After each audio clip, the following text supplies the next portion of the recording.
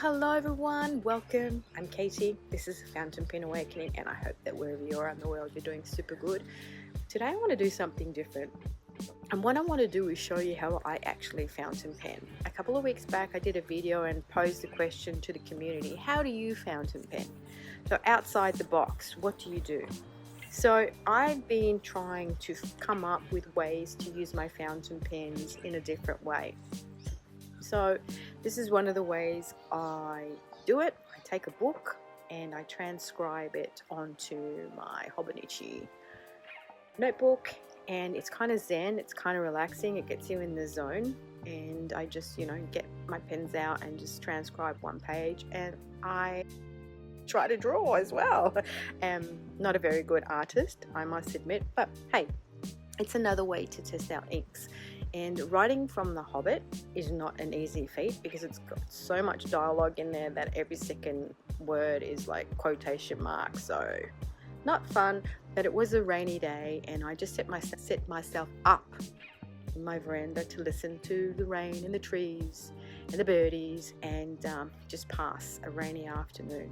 Here we're a couple of weeks back, maybe more, when I was doing my pink ink exploration, and I hear you say, yes Kate, we all know that you're in the market for the perfect pink. Well, anyway, I came home from work and I sat down at my desk and I wanted to get those pink inks into pens because I really needed to see how they wrote in a pen.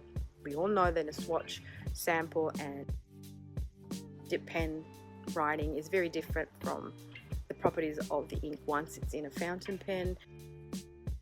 I wanted to write writing samples and see what I thought of the ink, see the properties of it, see if they were legible, see if they were the pink that I wanted, and it hasn't been an easy task. And yes, given that I haven't really tried all the pinks in the world, but it doesn't have to be purpley because I've got a lot of like dusky purpley pinky inks which I love, don't get me wrong. I don't want it to be peachy or orangey because I have a few of those already. I don't want it to be fuchsia or neon, and yeah, I just want it to be like a baby pink which has some really good shading properties, which is legible and which is lubricated, which with lighter inks and especially with oranges and pinks, I find they tend to go on the dry side. And that's fine, this is the thing, this is why we do ink explorations, this is why we try inks. I thank you all for your suggestions. I do have a list of inks to try, and so the search continues. I'm not going to give up, and happy days.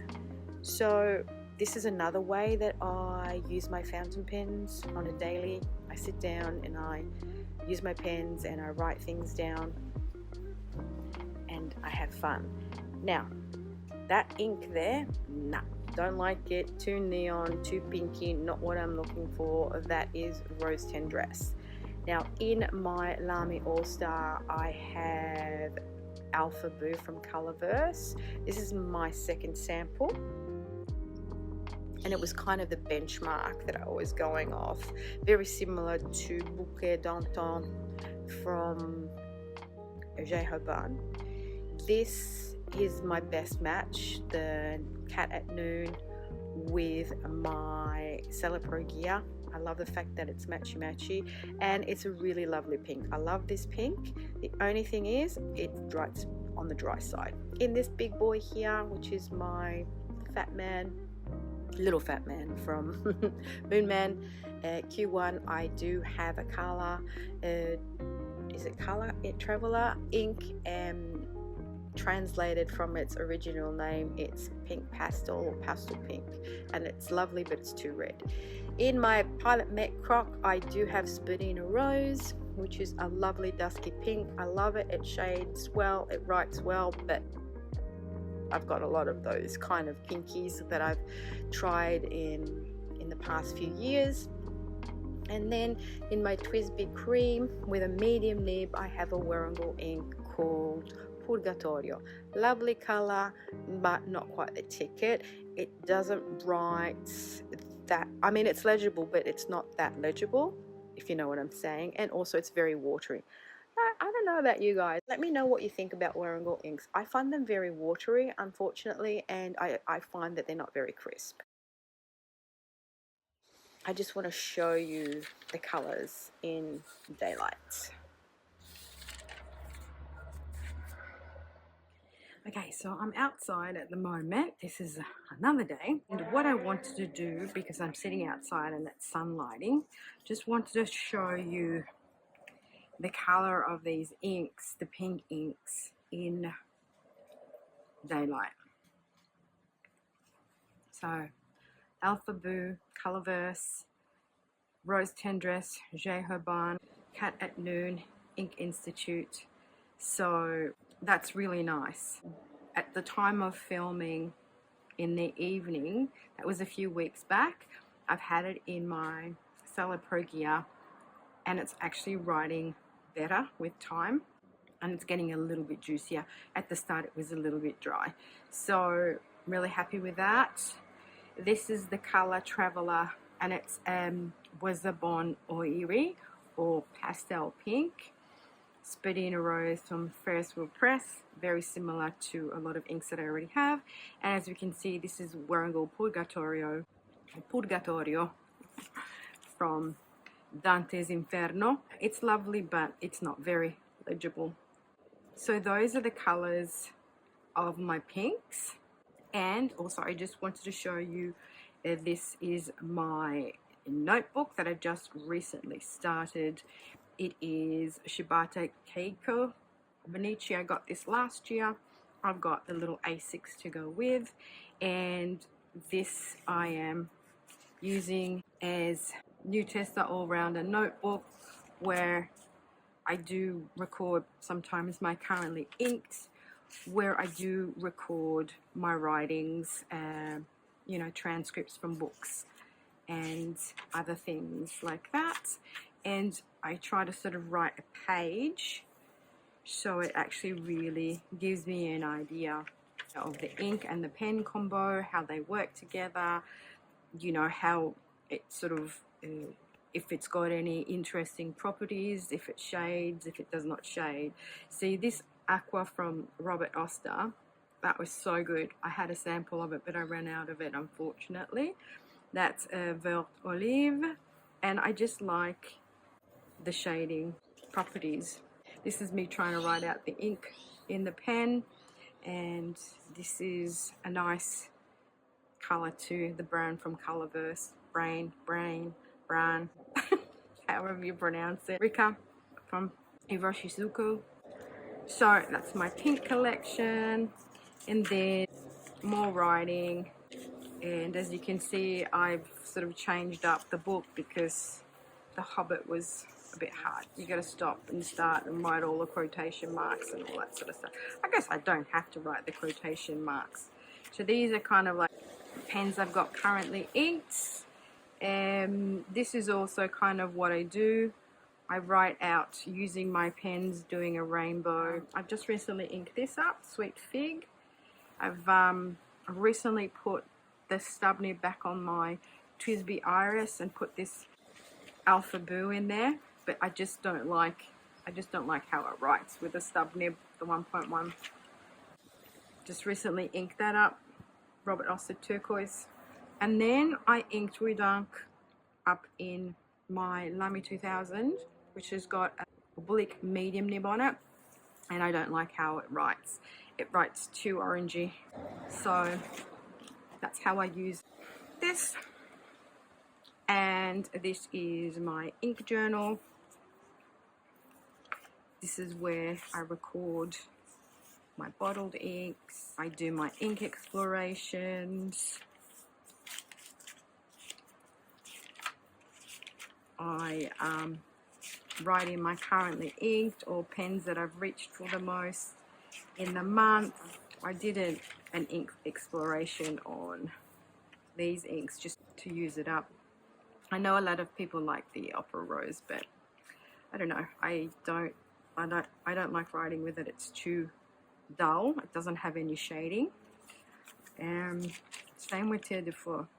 Terre de Feu from J. Herbin. That's Writer's Desk. Someone sent me a sample of that. And then as you can see, yes, I just sort of have a record of my messy ink explorations, new hauls, and there's my pinks here. See, in the writing, this yellow doesn't come through, which is a shame. Going back to saying how the ink samples look great, but when you write with them, it's a completely different ball game, isn't it? I put Ari Colorverse, Alpha Ari Colorverse in my palette. I actually quite like that. That's not a bad pink, but it's a little bit dry, to be honest. That's Spadina Rose.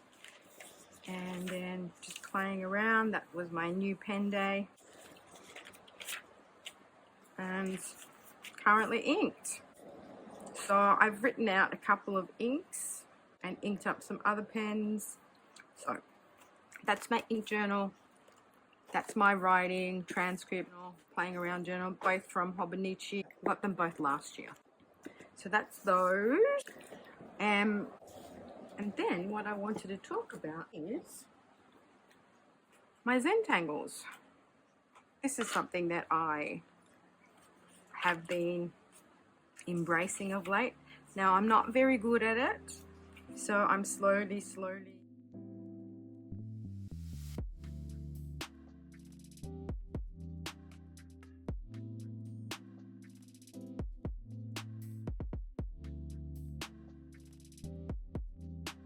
trying to get the hang of it. I started doing this with my Inkvent 2024 last December, and then slowly trying to sort of do them a little bit more. Now you can do simple ones, you can do more complex ones, you can do them bigger, smaller. I'm just experimenting with them, like from very basic. There's videos online, you know, tutorials to talk you through how to do them. It's just another way of being artistic, I guess, using your fountain pens and inks and doing some drawing. I'm not a very good drawer, but this is good because you just kind of do little sketches or just do line work realistically. So I've been trying to be better at Zentangles. That's a more complex one. That's super fun, that one. And then that's really basic. I think I messed that one up, so and this one is super cool. I just went on Pinterest and found a design and copied it. Not perfect, but fun. That's another thing. So you can just do very basic drawings and line work and as a Zentangle. And this one is a bit skew because I discovered that if I measure it with my ruler, it doesn't work out even because it doesn't space out the squares. So I have to work it out by squares, so like 5 by 5 squares to get a centered square, if that makes sense. So instead of measuring 8 centimeters, I have to measure 7.5, which will then give me 4 boxes. So I was wondering why this was all skew-if, and then I did it smaller, and then I realized, so then I got the perfect Zen box. Now I know. So if I want 3 perfectly even and distance, then I do 5.5 centimeters, and if I want 4 boxes, I do 7.5 instead of doing 6 and 8, if that makes sense. Yeah, so that's another thing that I have been endeavoring to do, and you can get these patterns very basic off the internet. I just downloaded this one to sort of give me an idea of the various things that you can do. Yeah, and that's something that is a little bit of fun to do. Last but not least, I was thinking of printing these designs onto Tomoe River glue sheets and then trying to use my inks for that. The only problem is that the inks per se are not waterproof. So when I want to go and do some nuance, like I've done with my pencils, I won't be able to do it. So I don't know how well that will work out. So I don't do watercolor. See how I add color into the color? And I might not be able to do that with, you know, like the inks in my fountain pens. But it's something worth exploring, just to do something a little bit different. Photocopy one of these onto the Tomori. Look at my little froggy. Isn't he cute? Oh, little froggy. So that's another thing that I entertain myself with. Yeah, there you have it, guys. So those are other things, other ideas that I'm sort of exploring so I can fountain pen a little bit more interestingly. Is that a word? Exploring other ways to use my fountain pens, let's put it that way. All right, I think I have chatted enough. So let me know in the comment section below how you fountain pen, like outside of the box. How do you use your fountain pens other than, you know, just basically writing with them or journaling with them or planning with them? Do you use them to do art in any certain way? Do you use them to do transcriptions of books and things like I've done? Do you like long writing sessions, short writing sessions? What's your preference of using your fountain pens on the daily? Or do you go through moments where you use your fountain pens all the time and then you just go through a moment of like, oh, I can't even be bothered fountain penning? And let me know anything new, anything that I haven't sort of covered here in how you use your fountain pens. I know that fountain pen inks are another way of doing ink explorations and ink swatchings, and, you know, using them to do watercolors and artwork and stuff like that, and painting. Yeah, so drop me a comment, let me know, how do you fountain pen? All right, thanks so much for watching, for liking and subscribing, and until my next one.